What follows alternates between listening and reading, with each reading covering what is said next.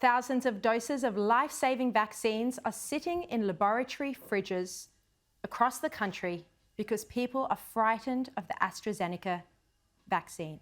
The Sunday Telegraph today reported that the likely link between the vaccine and the death of a 48-year-old woman in the Central Coast last week has seen patient bookings drop off from GPs. One clinic in Sydney at a purpose-built COVID vaccine centre ordered enough doses to jab 1,000 people a day, but only 50 or 60 are coming in. Joining me now, Flinders University professor Nikolai Petrovsky, who's developed vaccines for Ebola, influenza, animal SARS, MERS coronavirus, Japanese encephalitis and hepatitis B. Great to see you again, Professor. Some say the AstraZeneca vaccine is a perfectly good vaccine that has now been taken off the table because of the rare chance of a blood clot. Do you agree with this view? So, Sharri, this is a really complex issue which comes down to risk versus benefit. Now, in terms of risks of these particular vaccines, we know that now that there is a risk of thrombosis with the AstraZeneca vaccine. We still don't know quite exactly the percentage risk, but it's estimated at perhaps 1 in 100,000 people, which is, quite rare. But certainly, One I think in 100,000. I thought the reports were 1 in a million. No. So the German regulators, which in fact have done the most work into this and discovered, in fact, the cause by which this vaccine was causing blood clots, have estimated the risk of between 1 in 100,000 and 1 in 200,000 based on their data. And in fact, the Danish regulator have come out and said they think it might even be higher than that in Denmark, where they've been using the vaccine. So I don't believe that it's correct to say it's somewhere at 1 in a million. It's certainly significantly higher than that. And as you know, we've only used about 800,000 doses or so far in Australia, and we've potentially seen at least 3 cases. So again, that would be consistent with a rate of about 1 in 200,000. Well, the official advice here in Australia is that it should not be used on people under the age of 50. The woman on the Central Coast who died after the blood clot, and of course that whole situation is still being investigated, she was 48. In your opinion, is it safe over the age of 50 to have the AstraZeneca vaccine? So again, it's all about benefit versus risk. There's no such thing as absolute safety of any vaccine. So we've been urging the government from day one, in fact last year, to be very honest with the public that there are always going to be small risks with any drug or vaccine. Unfortunately, they didn't listen to that advice, and really I think their advertising has implied that these vaccines have no risks or side effects whatsoever, which is not true.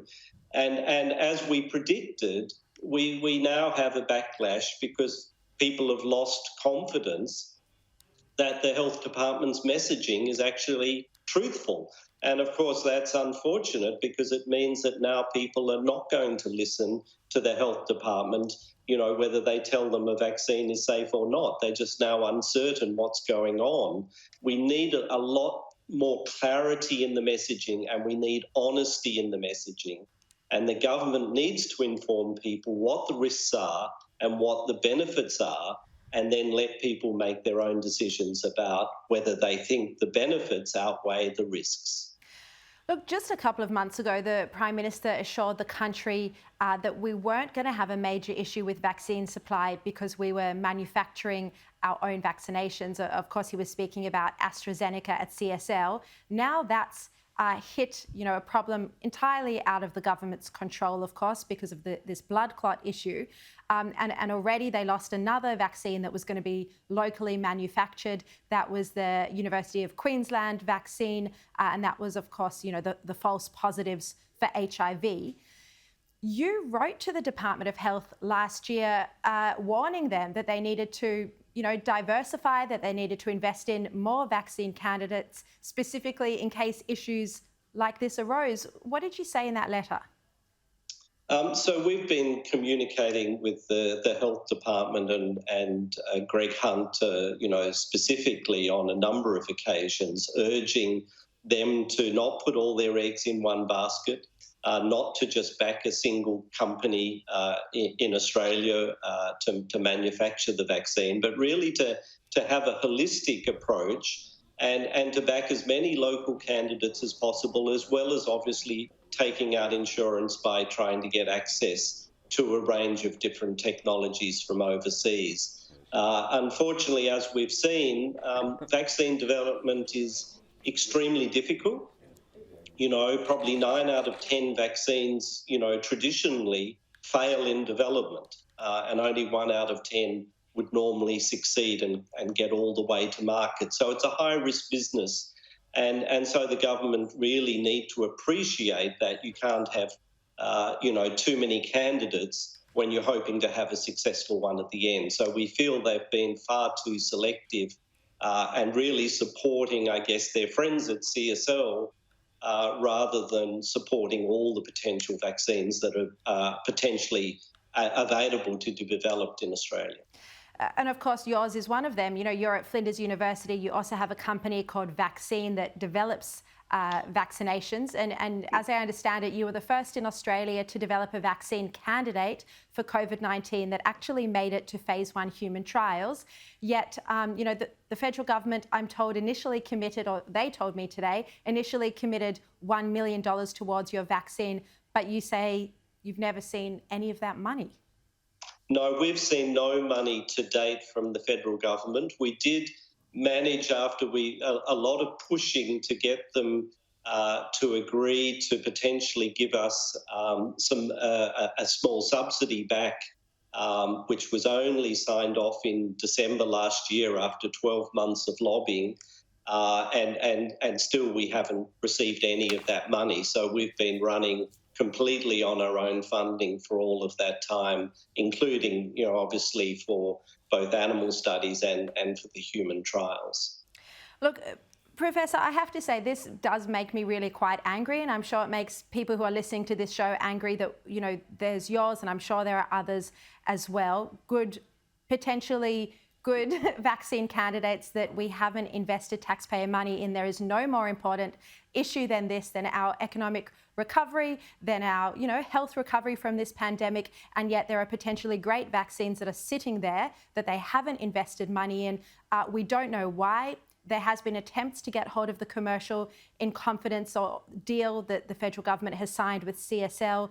FOIs have been put in. They have not been revealed. So we don't actually know what the deal was, whether there was any, competitive agreement or agreement not to fund a competitive vaccine. We don't know the reason. I raised this at the highest levels of government today, Professor, and I was told that your vaccine did not meet an independent peer review panel process. An NHMRC, the National Health and Medical Research Council, that they ran an independent expert peer review panel, and that yours did not meet those requirements. Is that correct? And what's your response to this?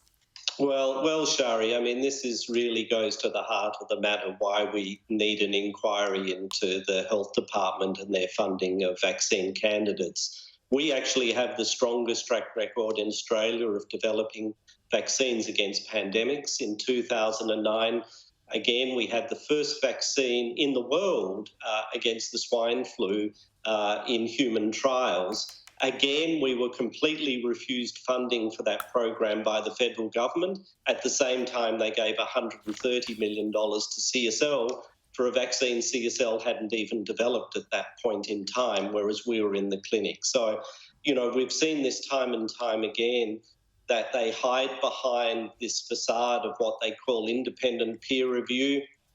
In reality, the people doing the reviews are associated with CSL and with the department, and clearly the decisions they're making are not based on merit, because if they were, our vaccine would be ranked number 1. And, we've had money from the US government for the same vaccines that our own government have said don't pass their peer review. So we are happy to stand by the fact that, if we can compete with, the best researchers in the United States and win money from their government, that there is nothing wrong with our vaccine. What's wrong is the process by which money is handed out in Australia by the health department to their friends, but not to anyone who might be in competition with CSL.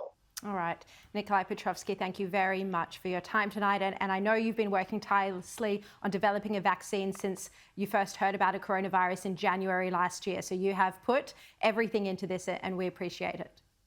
Thank you very much, Sharri, and we look forward to making our vaccine available, whether the government, ranks it as number one or not. I think the proof is in the pudding, and we hope to have it out there available before the end of this year. Good luck. Thank you.